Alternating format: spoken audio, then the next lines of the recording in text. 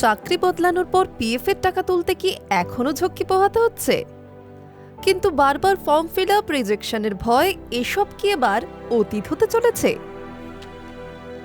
ভাবুন তো, যদি এক ক্লিকেই আপনার পিএফ এর টাকা সরাসরি ব্যাংক অ্যাকাউন্টে ঢুকে যায়। শুনতে অবাক লাগছে তো?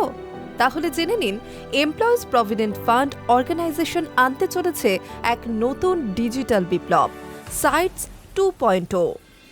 এবার কি সত্যিই বদলে যাবে পিএফ তোলার নিয়ম? এতদিন পিএফ এর টাকা তুলতে গিয়ে বহু সমস্যার সম্মুখীন হতে হতো সাধারণ মানুষকে। অনলাইন আবেদন, ডকুমেন্ট আপলোড, যাচাই, একাধিক ধাপ পেরোতে হতো। কিন্তু এখন সেই জটিল প্রক্রিয়াকে অনেকটাই সহজ করতে উদ্যোগ নিয়েছে এমপ্লয়িজ প্রভিডেন্ট ফান্ড অর্গানাইজেশন, অর্থাৎ ইপিএফও। ডিজিটাল ইন্ডিয়া প্রকল্পের আওতায় এবার পিএফ অ্যাকাউন্ট যুক্ত হচ্ছে ইউনিফাইড পেমেন্টস ইন্টারফেসের সঙ্গে। প্রশ্ন হলো, এর ফলে কি সুবিধা পাবেন আপনি? নতুন নিয়ম অনুযায়ী গ্রাহকরা তাদের মোট পিএফ ব্যালেন্সের প্রায় ৭৫% টাকা সরাসরি ইউপিআইয়ের মাধ্যমে তুলতে পারবেন। মানে আর দীর্ঘ অপেক্ষা নয়, মুহূর্তের মধ্যেই আপনার টাকা আপনার হাতে।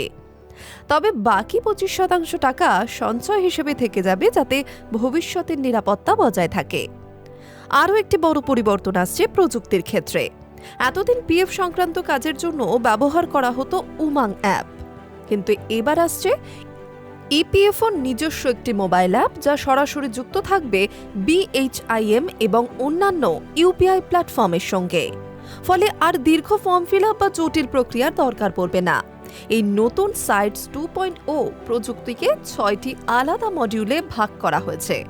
সদস্য অ্যাকাউন্ট, নিয়োগকর্তার তথ্য, দাবি নিষ্পত্তি, পেনশন, অর্থ এবং অভিযোগ প্রতিকার।